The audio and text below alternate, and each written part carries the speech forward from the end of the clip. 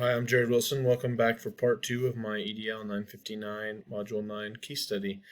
Breaking down option one, this is the directive control option. This option would be for Kim to use just directive control. She controls total vision and planning, makes that simplified. There's the less relying on multiple parties. It's the direct approach. Allows for her to be a little bit more uniform with what she is having people do. Everything is very common. This also provides a great opportunity for more accurate data. If every teacher is doing specifically exactly what they were told, ideally with this scenario, what Kim is telling them to do, what she's asking them to do, what she is monitoring them to do. This will allow them to collect data to see if there were any differences in teaching instruction or why some students preferred or some students grew with this instruction compared to others. Just adds a little bit more detail into the type of data that can be collected.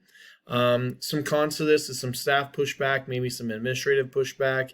It's an immediate change in policy. It also would be a major change. You're not letting teachers use what they're used to or what they generally incorporate in their classroom at all. You're just taking over and saying this is exactly how it will happen. It is not teacher led, and there's also minimal collaboration. It kind of is Kim laying out what's going to happen, and there's no communication back and forth.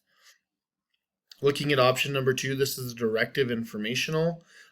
This allows vision and planning to be simplified, but it provides a little bit more personal choice. It also provides diverse opportunities for teachers to share ways that they use it or how they could use it in their classroom. But it also still uses that same shared goal, but it meets the diverse needs of students. So this would be the case where students are able to, excuse me, not students, but staff is able to choose from a different menu of what they would like to do, how they can do that so that they can better fit the needs and the supports for their students. This also allows for data collection. So if you have one grade level doing one or one class doing one option, you're able to then go back, look at that data and decide whether maybe one route was more successful than the other according to that data, or you have two different grade levels using the same instructional avenue, and you're able to compare them side by side to see, is it just the kids difference or what data change did we see? What did we observe in the data? Again, you might have some pushback. Some of the staff roles, just really clarifying what roles the staff has and what they play in that.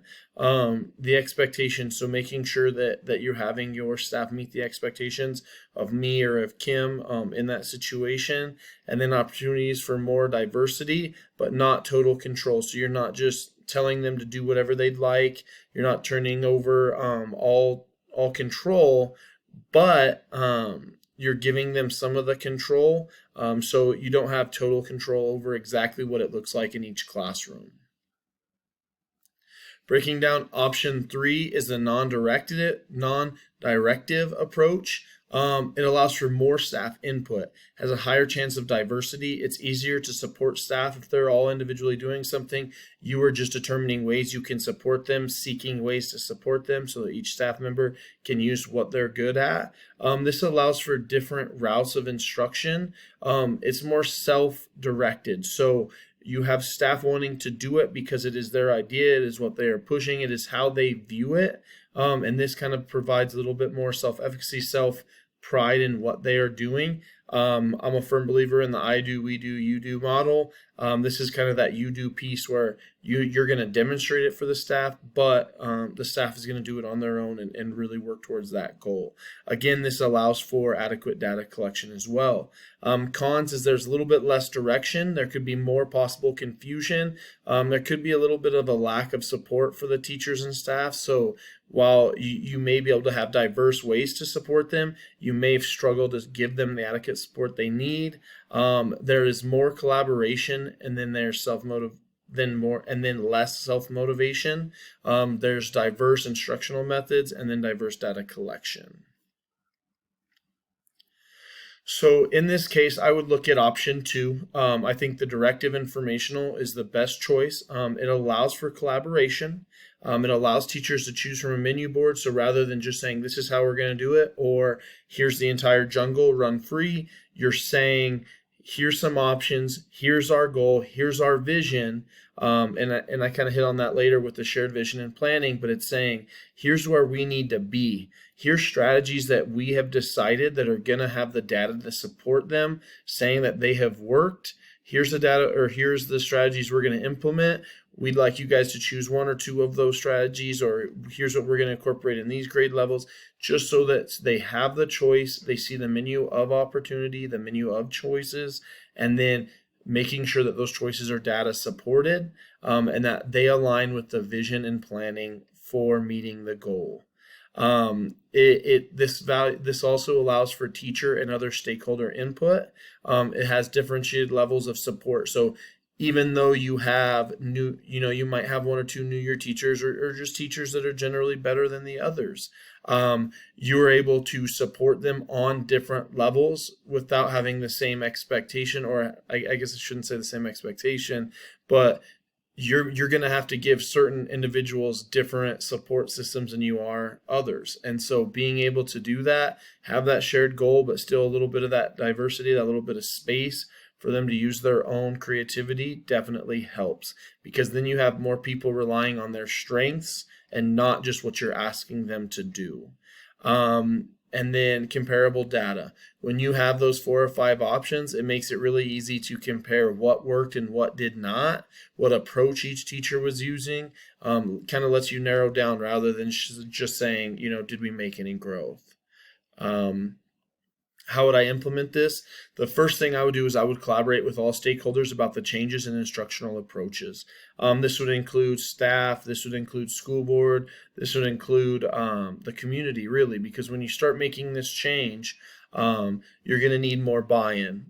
Having that communication, that open communication, saying, hey, here's where we've scored, here's where we've been, here's what we need to see to meet this goal. Here's our goal, here's the route we're going to take to do it. Even putting up signage in the building of how we are working towards this common goal, making sure everyone is aware of the goal so that they know whenever they're in class, whenever they're in teaching students, they're all on the same page. And again, demonstrate that effectiveness of that data support strategy. So when I'm showing a staff member, I'm showing a teacher here's what we're looking at using. I'm not just saying, I think it'll work. I'm saying, I think it'll work because you have this data that has proven it. If it doesn't work, we'll go to another strategy that we think is going to support our students according to the data that we have seen. And then from that point, moving on to collaborate and develop a menu board. So really work with either a small committee, try to reach out. I know it says that Kim likes to work independently, but I think this would be a great time to reach out with multiple people, get a menu board of strategies, of instructional approaches that we think align with our goals, and put those onto our menu board, really sharing what that vision and goal is. So making sure everyone understands, kind of like a UIP. When you have everyone working towards a goal, everyone knows what that goal is, your success is going to be higher. If you're asking people what your UIP is and no one has a clue, you're probably in trouble. So this same concept, you got to share that vision and you got to share the goals. Make sure you have baseline data. Essentially, we're trying to turn this place around. We need to see where we're at and where we're going. If we start implementing all this stuff and we're not seeing any data growth, we're either doing it wrong or we need to switch something up. There's something missing there. I said on number 6, demonstrate. I believe whenever you have any type of new instruction, you're going to have to demonstrate it 100 times. Teachers sometimes can be your toughest learners. Teaching those teachers a new strategy, how to use it, is going to take demonstration. They're going to have to see it in different applications. They're going to have to see it at different times. They're going to have to see it a number of different times in order to really understand what type of instructional changes you're looking for, how you're using that technology piece in the classroom, outside of the classroom, and how they can be supported. Is number 7, is really making sure how can you support those teachers so that you can make this a gradual shift. In order to really have the best results, you're going to need the best transition for your staff and your students, and having adequate support systems for them is a great way to do so. And then again, to continue implementing the digital literacy approach. So whatever strategies you're using, whatever technologies you're using, continue to implement those into everyday planning, making sure that you're incorporating all aspects of the lessons that are at need, and then continue to monitor data for changes. It's important that during this time, staff is taking assessments and they are collecting the data they need so that when it comes to the end, we're able to determine the effectiveness of that. Just to kind of finish that up, the decision is designed by admin, but it really should be supported and integrated through the staff instruction. It's not just a top-down decision. It started at the top, but now we are working with teachers to not force something on them, but weave in a new concept to their instruction that they're already using. What if this plan doesn't work?